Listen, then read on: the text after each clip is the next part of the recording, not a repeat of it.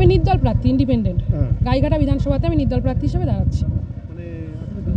হ্যাঁ, বিজেপি করি। গত 14 বছর ধরে পার্টির পিছনে দিয়েছি, দিনদার সংগ্রাম করেছি, শাসকের চোখে চোখ রেখে লড়াই করেছি।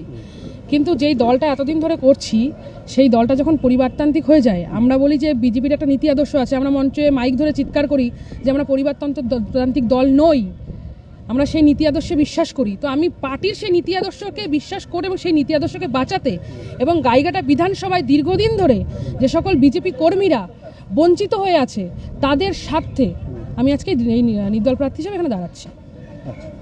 সেক্ষেত্রে আপনি বিজেপির কি পদে হোল্ড করতে?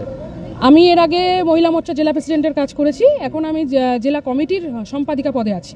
সেক্ষেত্রে কি বিজেপির সমিতিকে জানিয়েছেন? বিজেপির সকলেই জানেন, উপনেতৃত্ব, তারা আমাকে ফোনও করেছেন, নানানভাবে রিকোয়েস্ট করেছেন যাতে আমি এটা না করি, জেলা প্রেসিডেন্ট থেকে শুরু করে রাজ্য থেকে সবাই বলেছেন।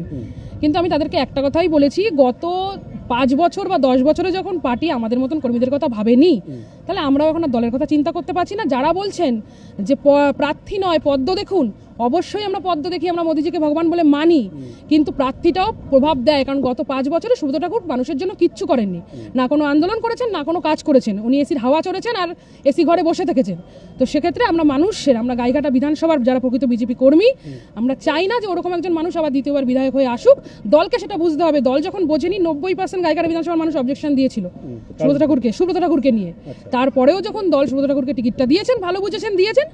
আমাদের পছন্দ না, আমরা এখানে প্রার্থী দেখছি। পদ্ম তো অবশ্যই ভালোবাসি, কিন্তু প্রার্থীটাকে আমরা দেখছি কারণ সেই প্রার্থী আমাদের 5 বছর সেবা দেবে।